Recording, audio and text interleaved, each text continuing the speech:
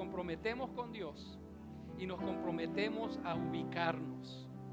Allí donde estás, toma un lugar, ubícate en un asiento, en donde estás, en tu sala, donde estés allí mirando un momento, toma un lugar.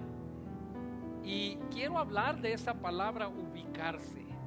Quiero hablar en este día, quiero que vayas conmigo al libro de Josué en el capítulo 21 y vamos a seguir hablando de esta serie, los descendientes de Jacob, los hijos de Israel, el pueblo de Dios. Y quiero que puedas tener esta palabra en mente, la palabra ubicarse. A veces le decimos, hay un dicho que se usa de esta manera y alguien le dice a alguien, ubícate, ubícate. Y a veces lo hacen de una manera tan ligera y de una manera tan en broma, que perdemos en realidad la intensidad y la magnitud de esa palabra.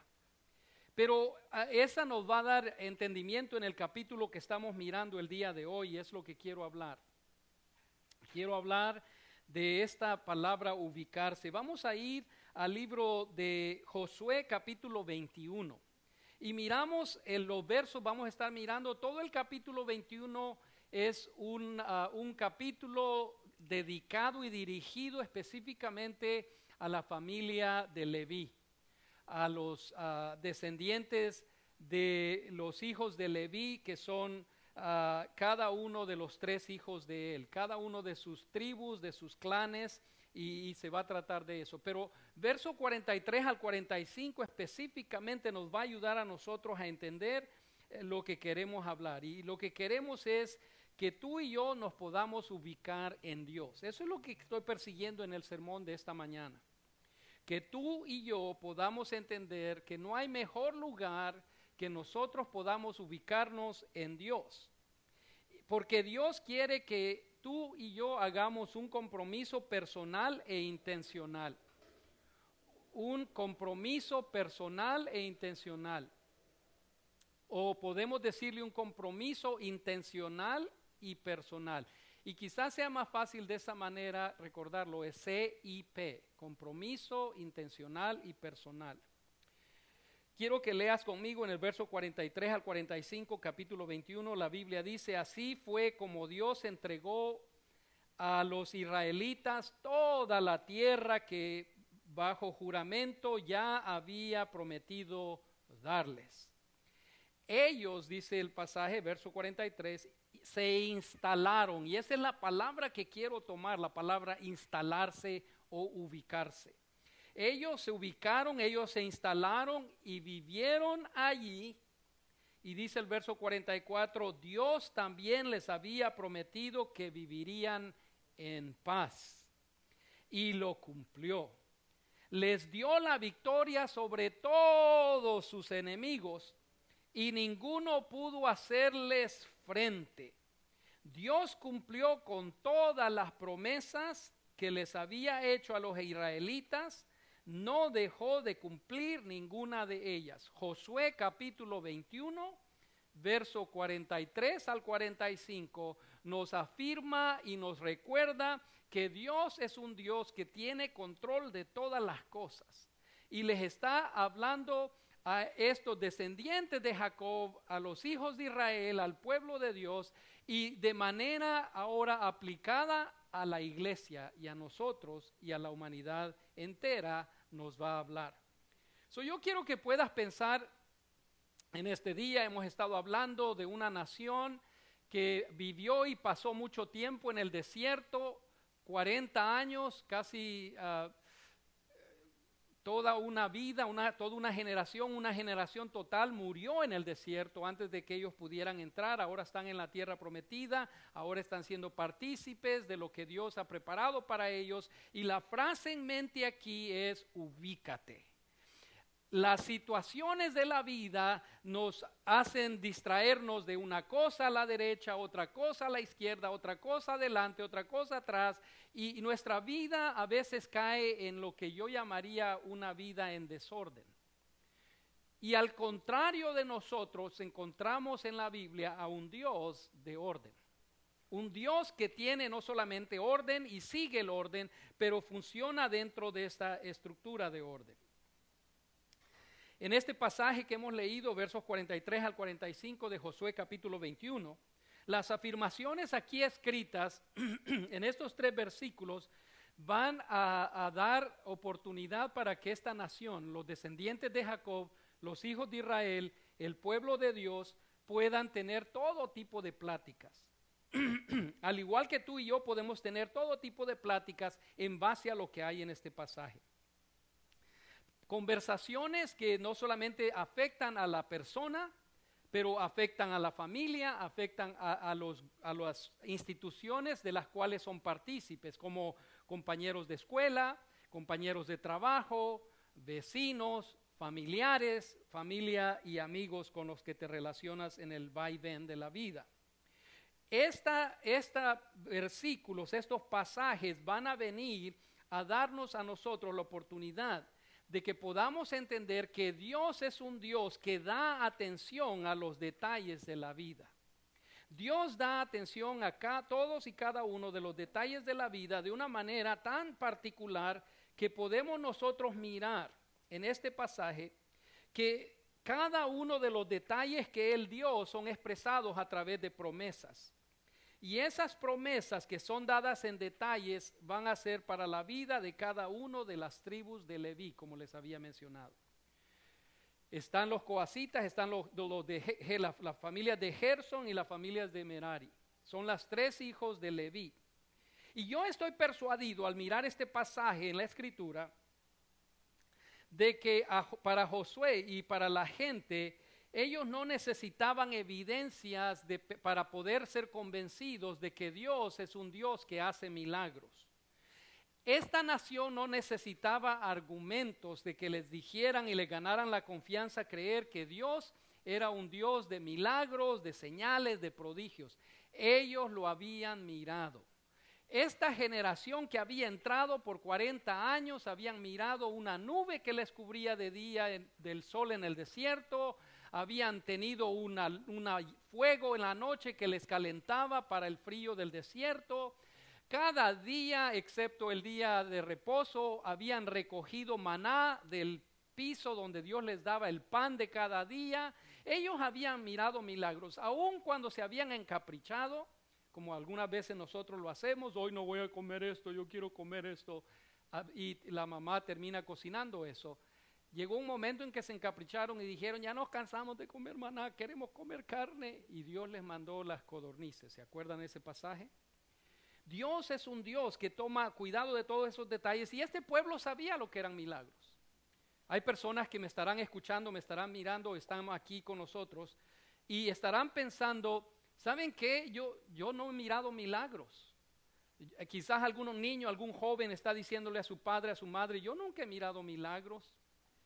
Pero yo solamente les digo: fíjate en tu cuerpo, fíjate cómo opera tu ojo, cómo opera tu oído, cómo opera tu vida, cómo opera el cuerpo que Dios te ha dado.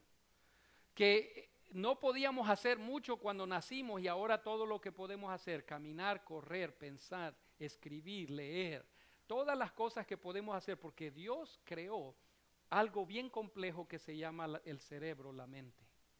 Y esos son milagros de la creación que Dios ha hecho y podemos mirarlo. Pero algunos de nosotros queremos ver cosas tangibles, algo que me haya pasado a mí. Déjame decirte, si te atreves a pedirle a Dios un milagro, Él lo va a hacer. Pero atrévete a creer que Dios lo va a hacer. Y al mirar cada una de estas cosas, yo estoy mirando y me puedo atrever a decirte a ti conmigo que los milagros y las señales van a seguir ocurriendo. Históricamente llega el momento en que para el pueblo de Israel y para nosotros tenemos que preguntarnos y decir, para la sociedad nuestra hoy en día: ¿he mirado milagros, he mirado señales, he mirado prodigios? Y un buen número van a decir sí, algunos van a decir no. Pero surge otra segunda pregunta, y es: ¿está Dios buscando o persiguiéndome o invitándome a acercarme a Él? Y esa pregunta solo tú la puedes responder. Solo tú puedes saber hasta qué intensidad Dios está tratando contigo y hasta dónde Él está inquietando tu vida para que te acerques más a Él. Y quizás la pregunta más directa que debes de preguntarte es: ¿qué debo de hacer? ¿Qué debo de hacer? Y a ese qué debo de hacer, yo quiero sugerirte hoy, yo quiero animarte hoy, yo quiero pedirte hoy que tú puedas contestar a ese qué puedo hacer hoy, puedas contestar, me voy a ubicar en Dios.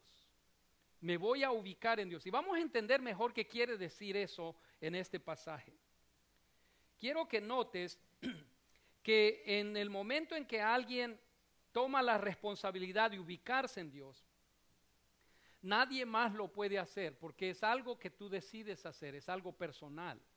No lo puede decidir mi padre por mí o mi madre por mí o mi hijo por mí o mi hija por mí o mis familiares o mi patrón o alguien en mi vida. Tengo que ser yo. Yo tengo que escoger las decisiones que voy a hacer. Y por ello estoy diciendo, viene a ser un compromiso intencional y personal. CIP. Yo tengo que ubicarme en Dios y para ubicarme en Dios tengo que hacer un compromiso intencional y personal. No sé si puedes recordarte ese acróstico. CIP. CIP.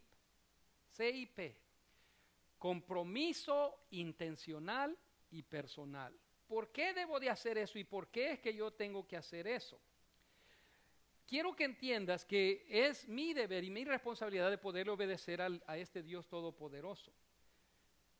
En este acto donde alguien va a empezar a reflexionar y a pensar en Dios y a comunicar, esta persona va a querer hablar con otros. Cuando hablamos de Dios con otras personas, dos cosas van a ocurrir. Una de dos cosas te va a ocurrir. Si tú eres una persona que ya cree en Dios y tienes fe en Dios y te conectas con otra persona que tiene fe en Dios y cree en Dios y empiezas a hablar de Dios con esa persona, lo que va a ocurrir es porque tienen fe en común, va a haber una conversación alegre y festiva de las grandezas de Dios, del poder de Dios, de la realidad de Dios. Y tú le vas a decir algo de Dios y Él te va a decir algo más y tú vas a decir, sí, es verdad, y amén, gloria a Dios y aleluya, y no sé cuántas más frases puedas decir, pero va a haber esa conversación, va a haber ese contexto en el cual hablar de Dios con otra persona que cree en Dios y celebra a Dios va a ser una festividad mutua.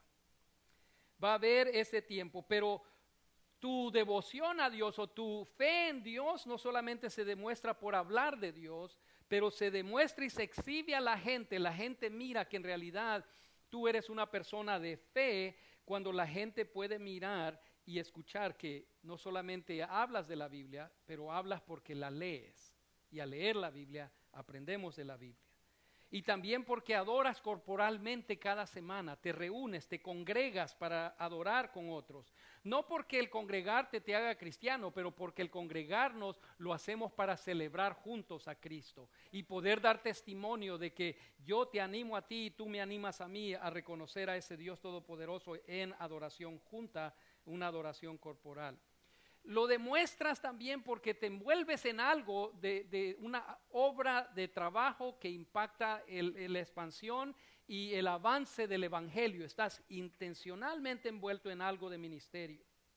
También porque tú das de tus finanzas para obras del ministerio. Y porque tienes sobre todo una vida vibrante y espiritual que está siendo alimentada con intimidad con Dios cada día. Esas son evidencias de lo que va a ocurrir cuando dos personas que aman a Dios se conectan y hablan. Cuando hablamos de ayudar a misioneros, el otro dice, sí, hay que hacerlo. Cuando se conecta con una persona que no cree en Dios y detesta la idea de la religión y todo eso, la conversación va a ser opuesta.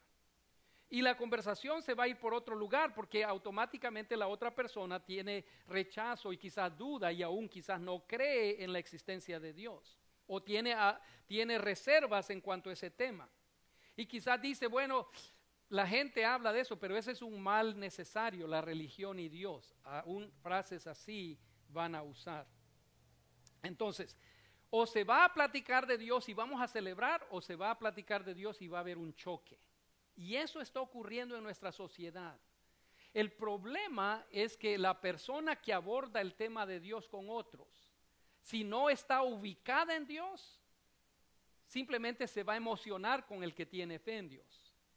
Pero cuando se encuentra con los que no tienen fe en Dios, en ese momento tu vida va a tambalear. Va a tambalear porque ahora no estás ubicado en Dios. Estás ubicado en ideas, estás ubicado en conceptos, en prácticas, en costumbres, en tradiciones. Y tu compromiso con Dios no está basado en compromiso con Dios, está basado en compromiso con gente. Y ahora vienen a surgir dificultades. Notemos que ambas situaciones vienen a expresar directamente este compromiso intencional personal. En otras palabras, yo escojo abordar a alguien y platicar. No me forzaron, yo escojo. Sí, Dios ha hecho algo en particular en nosotros que nos da la oportunidad de hacer un compromiso intencional personal. Y Dios, sin tomar importancia de quién tú eres o de que solamente los que creen en Dios es a los que Él les da favor, Él se va a acercar a todos por igual, al que cree en Él como al que no cree en Él. El alcance de Dios va más allá de lo que tú y yo podamos creer o esperar. Lo que es interesante es que Dios no va a forzar a nadie a que se envuelva en un acto de intimidad espiritual con Él. Dios no forza a nadie. A Dios no se le sirve a la fuerza. Y a veces cometemos el error de tratar de forzar a la gente que se acerque a Dios, cuando en realidad el momento de ellos va a llegar. Cuando Dios va a tratar con ellos. Y va a tratar con ellos para que ellos se puedan acercar. Y no es necesariamente tratar de que les va a pasar algo mal, es que Dios van a tener un momento de intimidad con Dios que va a despertar ese hambre, ese deseo y ese anhelo hacia Dios. Pero lo que es real es que Dios se conecta con la humanidad, se conecta con el ser humano, al menos a través de, por lo mínimo, hay muchas más maneras, pero a lo menos en 4 maneras encuentro que Él lo hace. Él se conecta con nosotros a través de la naturaleza, Él se conecta con nosotros a través de la existencia humana, Él se conecta con nosotros a través de la Escritura revelada y Él se conecta con nosotros a través de la obra del Espíritu Santo. Y voy a entrar en cada uno de ellos en un momento. Pero esto nos afirma que Dios es un Dios de orden. Dios es un Dios de estructura. Dios no es un Dios de caos. La Biblia nos demuestra que Dios es un Dios de orden, aunque Dios pudiera obrar en el caos. Si ustedes se fijan en la Escritura, en Génesis 1:1, la Biblia dice, en el principio creó Dios los cielos y la tierra. Y el verso 2 dice, y estaba la tierra desordenada y vacía. En otras palabras, traducido, el verso 2 dice, y estaba la tierra en caos. ¿Y quién la puso en orden? Dios. Fíjense que todo lleva un orden. Dios hace las cosas de una manera en orden. Cuando mi vida no está siguiendo el orden de Dios es cuando yo me encuentro en desastre y me encuentro en caos. Entonces, la evidencia de que Dios es un Dios de orden se manifiesta en la naturaleza. Y cuando hablamos de manifestarse en la naturaleza, estamos hablando que vamos a poder mirar en lo creado de Dios que Dios se va a manifestar. Lo interesante, un ejemplo que pudiéramos hablar es del sol. Es un día cálido hoy. El sol sale y el sol se pone, o el sol se levanta, el amanecer y el crepúsculo, el atardecer. Interesantemente, el salmista hizo una observación de esto, de cómo Dios es un Dios de orden y expresa la belleza de la naturaleza en el Salmo 19. Y el versículo 1 al 6 dice de la siguiente manera: el cielo azul, y estoy leyendo la traducción, la traducción viviente. El cielo azul nos habla de la grandeza de Dios y todo lo que ha hecho. Los días y las noches lo comentan entre sí. Aunque no hablan ni dicen nada, ni se oye un solo sonido, sus palabras recorren toda la tierra y llegan hasta el fin del mundo. En el cielo Dios ha puesto una casa para el sol. Y sale el sol de su casa feliz como un novio, alegre como un atleta, se dispone a correr su camino. Sale por un lado y se esconde por el otro, sin que nada ni nadie se libre de su calor. Qué poético la expresión de que cómo Dios nos muestra que es un Dios de orden con lo que ha creado. Lo miramos en la naturaleza. Dios también nos demuestra que es un Dios de orden a través de la existencia humana, el hecho que hayan seres humanos aquí en la tierra.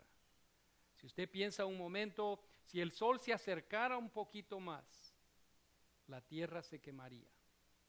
Si el sol se alejara un poco más, la tierra se congelaría y no hubiera existencia. El cuerpo humano, el cuerpo del ser humano, la existencia del ser humano es tan compleja que cada sistema en nuestro organismo debe de funcionar de una manera balanceada. Cuando el sistema sanguíneo, el sistema linfático, el sistema muscular, el sistema óseo, el sistema nervioso, cualquiera de estos sistemas salen fuera de balance, empieza a haber caos en el cuerpo. Eso demuestra que Dios es un Dios de orden. Dios ha creado las cosas de una manera ordenada. Y cuando nosotros lo podemos mirar, el salmista una vez más regresa y observa ese orden de Dios en Salmo 139 del verso 13 al 17. Y la Biblia dice: Dios mío, tú fuiste quien me formó. En el vientre de mi madre tú fuiste quien formó cada parte de mi cuerpo. Tus manos, tus pies, tus ojos, tus orejas, tu boca. Soy una creación maravillosa y por eso te doy gracias. Todo lo que haces es maravilloso, de eso estoy bien seguro. Tú viste cuando mi cuerpo fue cobrando forma en las profundidades de la tierra. Eso quiere decir cuando estaba en el vientre de la mamá. Y aún no había vivido un solo día cuando tú ya habías decidido cuánto tiempo viviría. Lo habías anotado en tu libro. Dios mío, qué difícil me resulta entender tus pensamientos. ¿Por qué? Porque Dios es un Dios de orden y yo no. Yo tengo que aprender a apegarme al orden, a la dirección, a la estructura de Dios. Dios nos demuestra que es un Dios de orden cuando nosotros miramos las sagradas escrituras. Y me deja sorprendido y me quedo maravillado cada vez que puedo mirar en las escrituras y nosotros miramos que a pesar de que la Biblia, diferentes emperadores, diferentes hombres, diferentes líderes, diferentes presidentes y reyes en el mundo han tratado de destruirla y han tratado de quemarla por completo, la Biblia sigue existiendo hasta el día de hoy. En la página electrónica de biblica.com, en octubre del 2017, la organización Wycliffe Global Alliance proveyó unas estadísticas que fueron tomadas por la Sociedad Internacional Bíblica y publicaron lo siguiente que dice: hay 7,099 lenguajes vivos en el mundo. A lo menos una porción de la Biblia ha sido traducida en 3,312 lenguas, casi la mitad de las lenguas tiene alguna porción de la Biblia traducida. El Nuevo Testamento está disponible en 1,521 lenguas y porciones de este en 1,121. Pero la Biblia en completo ha sido traducida a 670 lenguas alrededor del mundo. 670 lenguas alrededor del mundo. Tú y yo hablamos 2 lenguajes. Algunos de ustedes hablan 3 lenguajes. Si la Biblia está en esos 3 lenguajes, ustedes son dichosos. Yo he aprendido a aprovecharme de las herramientas bíblicas y puedo decir que puedo curiosear 2 lenguajes más. Pero solo puedo manejar 2.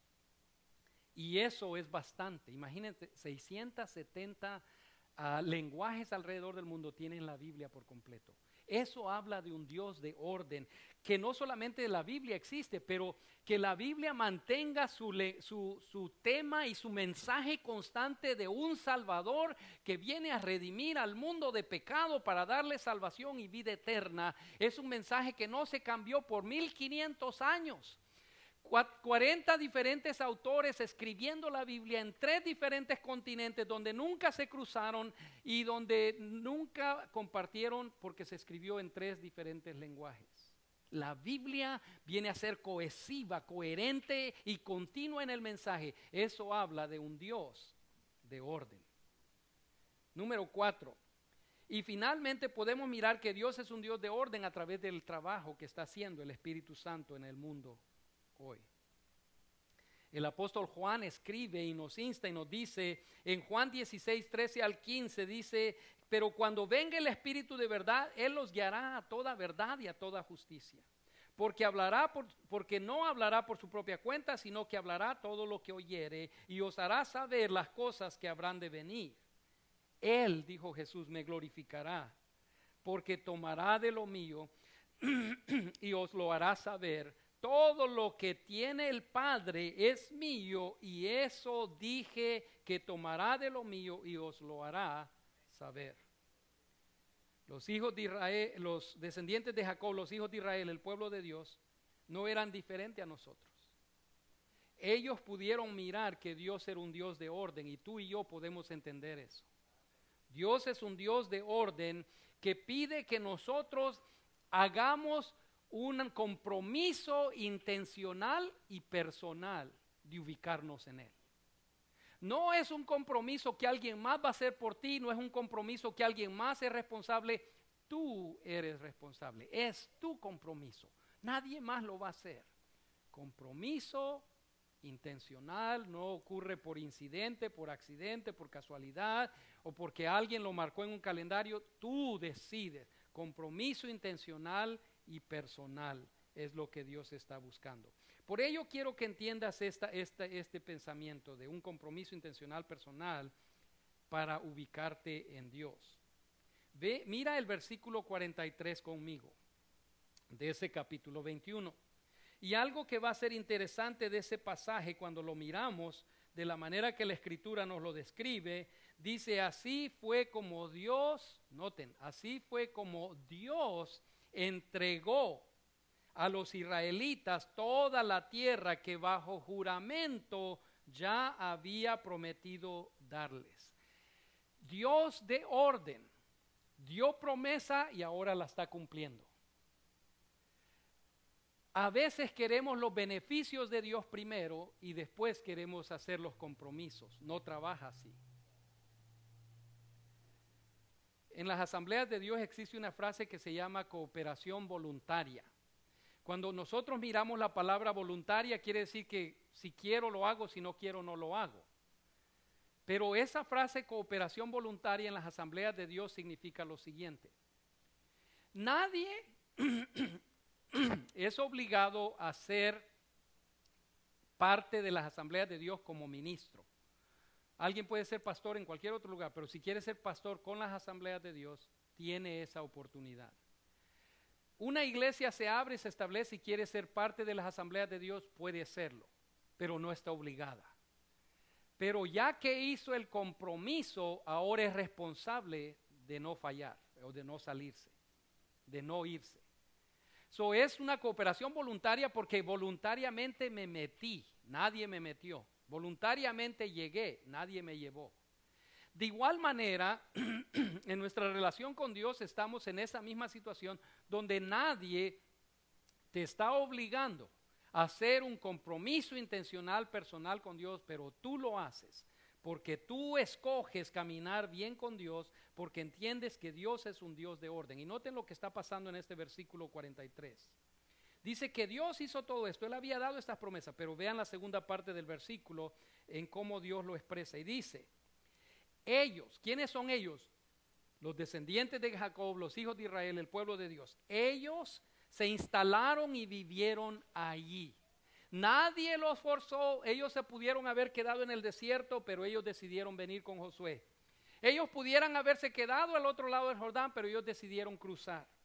Ellos se instalaron y vivieron ahí. Y es esa palabra instalarse y vivir ahí la que encierra la idea de ubicarse. Y luego quiero que miremos y entendamos esta palabra ubicarse de esta manera.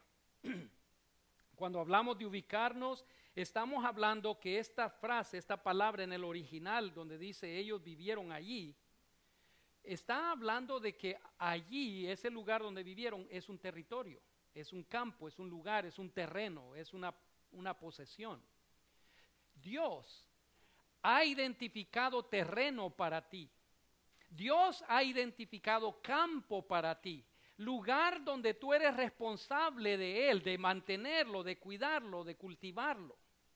Terreno que quizás has descuidado y han crecido hierbas y han crecido cosas que no deberían de crecer ahí. Dios te está diciendo: ubícate en mí para que tomes control de ese territorio. para que vivas ahí, permanezcas ahí. El ubicarse significa, la palabra que estoy tratando de traer aquí es que tú y yo tenemos identificado un local, un lugar, un terreno, y vamos a permanecer ahí, vamos a perdurar ahí en ese terreno. No es todo aquello que te controla. Y tú dices, ya no lo voy a dejar ahí, me voy a ubicar en Dios. Y al ubicarse en Dios quiere decir que empiezas a ponerte en el lugar donde Dios te está poniendo. Y lo que viene a pasar es esto. Fíjense, lo que viene a pasar es que al ubicarnos en Dios estamos haciendo una decisión personal de ponernos en Dios, porque yo tengo la libertad de hacer el bien o hacer el mal. La Biblia dice, todo me es lícito, pero no todo me conviene. Yo me puedo comer un pollo entero, pero no me va a ir muy bien si me lo como todo yo solo. Y no es porque el pollo sea malo, es porque comí demasiado. ¿Me entiende? Algo no tiene que ser necesariamente adictivo, destructivo o pecaminoso para que venga a ser malo. Es la decisión que yo hago con la oportunidad que tengo lo que puede afectarme o ayudarme. Entonces la decisión personal me va a ayudar a ubicarme en Dios. La segunda es que yo tengo el poder, dentro de mí tengo el poder de decidir, de ubicarme. Cuando la gente me empuja a hacer algo, lo voy a hacer a la fuerza, pero cuando lo hago porque Dios me está ayudando, nadie me va a mover. Porque ahora es una decisión que yo he dicho y he hecho, y cuando viene la lucha, yo voy a decir no, y voy a pararme en Dios, porque me estoy ubicando en Dios. Y tercero es que viene ahora a haber propósito en ubicarme en Dios. ¿Por qué me estoy ubicando? Porque ya no quiero rendir ese terreno, ya no quiero que ese terreno se pierda. Una y otra vez, nadie te ubica, tú te ubicas. La segunda cosa que viene a suceder en el verso 44 es que dice que ese mismo Dios que dio todas las promesas ahora les dice estas palabras al pueblo. Dios también les había prometido que vivirían en paz y lo cumplió. Y les dio la victoria sobre todos sus enemigos, no sobre algunos, sobre todos sus enemigos. Y dice, y ninguno pudo hacerles frente. Y luego el verso 45 dice, Dios cumplió con todas las promesas que les había hecho a los israelitas y no dejó de cumplir ninguna de ellas. Y yo lo pongo de esta manera. Dios estaba diciendo, no solamente debes de ubicarte, pero al ubicarte vas a tener paz, vas a descansar. Y esa palabra paz, esa palabra descansar, esa palabra reposar es la que encontramos en el verso 44, donde dice que van a tener paz. Y eso está hablando de que ni un solo enemigo pudo hacerles frente. ¿A quién? A los descendientes de Jacob, a los hijos de Israel, al pueblo de Dios. Ningún enemigo te va a poder hacer frente a ti cuando tú te ubiques en Dios y aquel terreno que habías perdido lo empiezas a retomar y lo empiezas a reposeer y te paras en él firme con Dios. No solamente ningún enemigo te va a vencer. Ellos físicamente, aparentemente pueden decir que te han ganado y está bien, pero ¿sabes quién lucha por ti? Es Dios. Y el que se mete a pelear contigo cuando tú te ubicas en Dios, se va a tener que vérselas con Dios. La segunda cosa que ocurre es que ni una sola palabra de las promesas que Dios había hecho quedó sin cumplirse.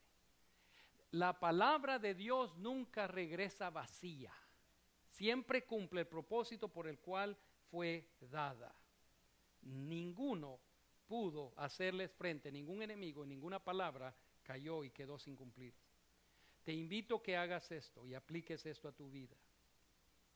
Hay campo suficiente y terreno común con Dios que Él te ha asignado para que tú lo poseas, para que tú te ubiques en Él. Ubicarse es posicionarse firme sin moverse y decidir que vas a permanecer ahí porque Dios te ha llamado y Dios está contigo. Por ello, hoy es tiempo de que en primer lugar decidas una vez y para siempre ubicarte en Dios. Nadie más lo va a hacer por ti, tú lo tienes que hacer. 2. A pesar de todos los desafíos de la vida, sé consistente. Y 3, anima a otros a que se ubiquen en Dios.